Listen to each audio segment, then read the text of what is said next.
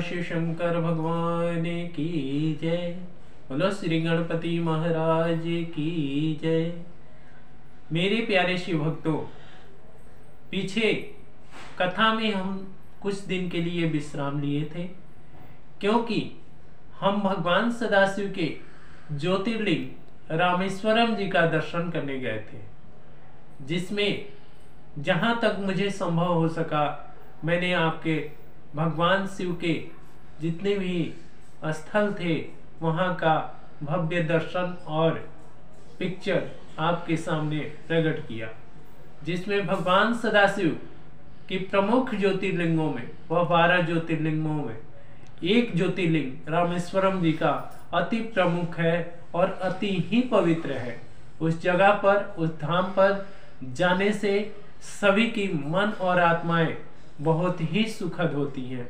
इसलिए मेरे प्यारे भक्तों, आप भी समय को बचाकर और भगवान सदाशिव को नमन करने रामेश्वरम ज्योतिर्लिंग अवश्य जाइए और उस भव्य ज्योतिर्लिंग का दर्शन करके जरूर आइए।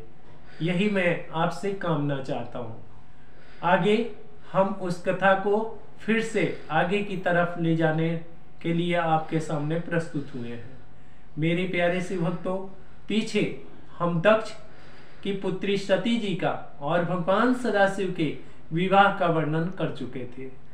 अब आगे उनके जीवन में क्या क्या उल्लेख हुआ, क्या क्या उन्होंने चरित्र किए, वह सब आपके सामने मैं प्रकट करने जा रहा हूं। इतनी कथा सुनकर सौनकादिक ऋषियों ने कहा कि हे सूत जी, सती के विवाह का वृतांत सुनने के उपरांत नारद जी ने ब्रह्मा जी से कहा कि हे प्रभु, आप पौराणिक सूत जी से जो भी कथा, जो भी सौनकादिक ऋषियों ने सुना, उसे फिर से विस्तार पूर्वक हमें सुनाने की कृपा करें। और माता सती का जब विवाह हो चुका, उसके बाद क्या चरित्र हुआ, उसे आप वर्णन करने की कृपा करें। उन्हें आप मुझे विस्तार पूर्वक सुनाइए। यह सुनकर ब्रह्मा जी बोले कि हे नारद, एक दिन भगवान सदाशिव को एकांत में बैठे हुए देखकर माता सती ने उनके पास पहुंचकर उनकी स्तुति प्रशंसा किया और उनके पैरों की मिट्टी उठाकर अपने सिंदूर के समान अपने माथे पर धारण किया और बोली कि हे प्रभु, आप तीनों लोगों को कल्याण करने के निमित्त अनेक प्रकार के अवतार ग्रहण किया करते हैं। यह मेरा परम सौभाग्य है जो आपने मुझे अपने पत्नी स्वरूप में मुझे अंगीकार किया है। हे भक्तवत्सल, मैं आपके शरणागत हूं। अब मैं अपनी इस अभिलाषा को प्रकट कर रही हूं कि जिसे मैंने आज तक गुप्त रखा है। हे स्वामी, इस समय आपको अपने ऊपर प्रसन्न देखकर ही मैं आपसे यह बात कहने के लिए प्रस्तुत हुई हूं। मेरी यह अभिलाषा है कि मैंने वर्षों तक आपके साथ विहार आदि का आनंद प्राप्त किया, परंतु परम तत्व का विचार कभी भी नहीं किया। अब मेरे हृदय में वैराग्य उत्पन्न हुआ है। यह विचार कर मैं, अतः आप मुझे श्रेष्ठ प्रकार के ब्रह्म ज्ञान की युक्ति बताने की कृपा करें।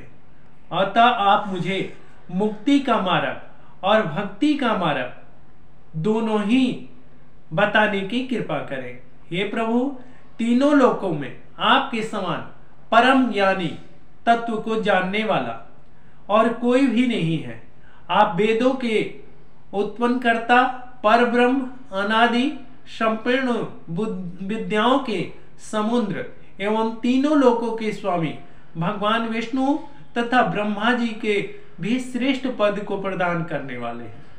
शेष जी और माता सरस्वती, जिनकी दिन रात आराधना किया करती हैं और महिमा का वर्णन करते हुए उसका पार भी नहीं पा सकती। अस्तुतः आप कृपा करके मेरी अभिलाषा को पूर्ण कीजिए। सती के इन वचनों को सुनकर भगवान भोलेनाथ बोले कि हे प्रिय, ज्ञान को सर्वोत्तम वस्तु समझना चाहिए। उसके पास तक किसी की अन्य पदार्थों की गति नहीं है। इस प्रकार वह परम अभिलाष कहा गया है। इसी को मेरा स्वरूप ब्रह्म भी जानना चाहिए, जिसे तपस्या तथा आराधना का भी आश्रय लेकर जीवधारी पवित्र हो जाता है। उसे ज्ञान की पदवी समझना चाहिए। भक्ति तथा ज्ञान में कोई भी अंतर नहीं है। हाँ, जो मनुष्य इनमें अंतर देखता है उन्हें काफी दुख उठाना पड़ता है। जो लोग भक्ति के विरुद्ध वचन कहकर ज्ञान को प्रवक्ता मानते हैं और प्रधानता देते हैं, उन्हें महान कष्ट भी उठाना पड़ता है। अत्रि मुनि को इस बात का निश्चय हो चुका है, जो संसार भर में विद्वान माने जाते हैं। भक्ति को परम तत्व का ज्ञान प्रदान करने वाली समझना चाहिए। वह मुझे अत्यंत ही प्रिय है। भक्ति के समान सीधा तथा भाग्यहीन मार्ग अन्य कोई नहीं है। भक्ति परम तत्वों का ज्ञान है। भगवान को कठिन तपस्या और ज्ञान के द्वारा जितना जल्दी नहीं पाया जा सकता, उतना जल्दी भगवान भक्ति से प्रसन्न होते हैं।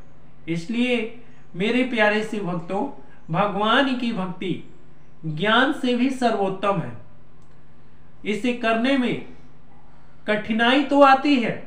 भगवान मेरे प्रभु शिव सबकी रक्षा करते हैं, जैसे एक पिता अपने पुत्र की हरदम रक्षा करता है। क्योंकि जो भी भक्ति करता है वह भगवान के उस बालक के समान होता है, जो बालक अपने माता और पिता के सिवा और किसी को भी जानता नहीं है, और कोई भी कैसे भी बुलाए वह अपने माँ बाप को छोड़कर किसी अन्य के पास नहीं जाता। इसी को हमने भक्ति निरूपण किया है। भगवान सदाशिव भक्ति के द्वारा अत्यंत प्रसन्न होते हैं और बहुत ही जल्दी मेरे भोलेनाथ सभी को मनोवांछित बल का प्रदान करते हैं। ज्ञान, जो ज्ञान है वह निर्गुण स्वरूपा है। उस मार्ग पर कई कठिनाइयां आती हैं, क्योंकि उस मार्ग पर अभिमान, काम, क्रोध, लोभ सभी प्रकार के विकार ज्ञान को बुझाने की कृपा करते हैं। कई तरह के अड़चने पैदा करते हैं, ताकि ज्ञान में तरह तरह के अभिमान होते हैं, और जिसके कारण ज्ञान का मार्ग बहुत ही कठिन होता है। इस मार्ग में जो ज्ञानी होता है उसे अपने कठिन ज्ञान के द्वारा ही भगवान को पाना होता है। उस पर भगवान उसके तरह तरह के यातनाएं दिया करते हैं। ज्ञान के दीपक जलाना अति ही कठिन है। भक्ति का मार्ग बहुत ही सुगम मार्ग है। हाँ, इसमें कष्ट तो उठाना पड़ता है, क्योंकि भक्ति में भगवान तरह तरह के उस भक्त की परीक्षाएं लेते हैं और रक्षा भी तो वही करते हैं। इसलिए मेरे प्यारे शिव भक्तों, भक्ति का मार्ग अपनाकर उन भगवान सदाशिव के परम तत्व को जानते हुए भगवान में मोक्ष की प्राप्ति कर लेते हैं और प्रसन्नता प्रदान करने वाली होती है। मैं सदैव उसके अधीन भी रहता हूँ। जो प्राणी मेरी भक्ति करता है उसे मैं लोक में आनंद तथा परलोक में मुक्ति प्रदान करता हूँ। मुझे कुल तथा जाति से कोई प्रयोजन नहीं है।